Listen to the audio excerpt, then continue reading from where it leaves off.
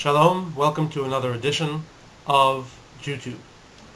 This week in the shul we read two Torah portions, Tazria and Metzora. In both parshas there are, as always, many fascinating subjects. One of the most popular and classic subjects in one of this week's parshas is, of course, the subject of the leprosy, which is a poor translation, the skin affliction called tzara'at, which was actually understood to be a punishment for lashon hara, speaking badly of others. This is a subject that can't get enough exposure, can't get talked about enough, and there are so many lessons.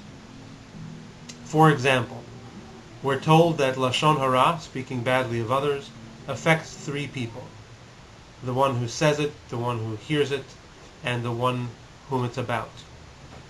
Now, there's the obvious question: what harm are we talking about? If we're talking about physical harm, emotional harm, then it only really hurts the person who's being spoken of.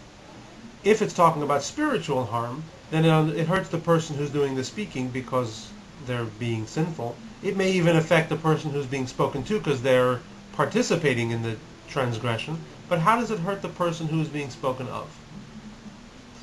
And the answer is, of course, that we are talking about spiritual harm, and it hurts the person who's being spoken of because words have a real effect. Words actually create, words do something.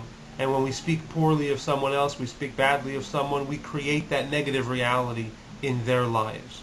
So speaking badly of others does, in reality, hurt three people.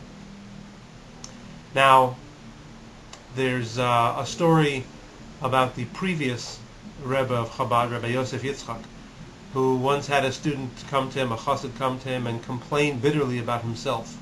My character is terrible, he said. I'm a terrible person. I have terrible character traits. I have terrible flaws.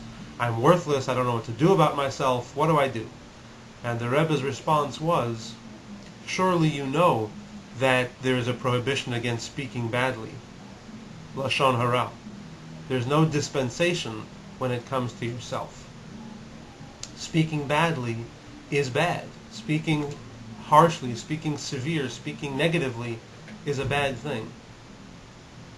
So we're supposed to speak positively. And just like speaking negatively has a real, genuine, tangible effect on reality, how much more so should that be true of speaking positively? Every time we say something positive and say something uplifting and say something encouraging and say something good, we create that reality as well. So we can actually change the world bit by bit simply by starting to say nice things and starting to say the right things and good things and words of Torah, words of godliness.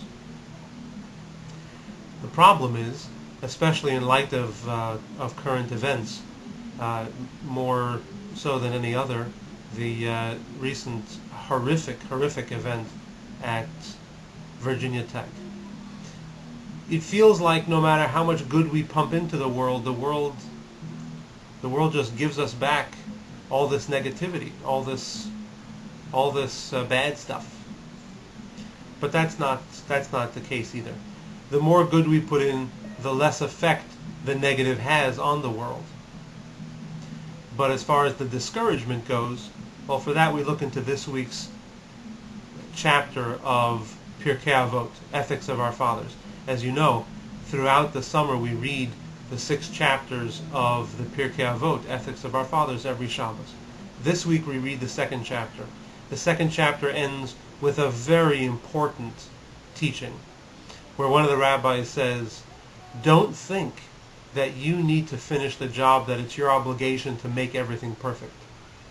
But by the same token, the fact that you're not obligated to finish the job doesn't in any way diminish your obligation to do your share 100%. So you can't make the world perfect on your own? Of course not. That's why everybody else exists. But all of us together, we can. Share the message, share the positivity, share the uplifting words, share the words of Torah and the words of godliness, and together we will make a beautiful, holy, and godly world. Shabbat Shalom, and we'll see you next week. Hello again. Last minute news flash.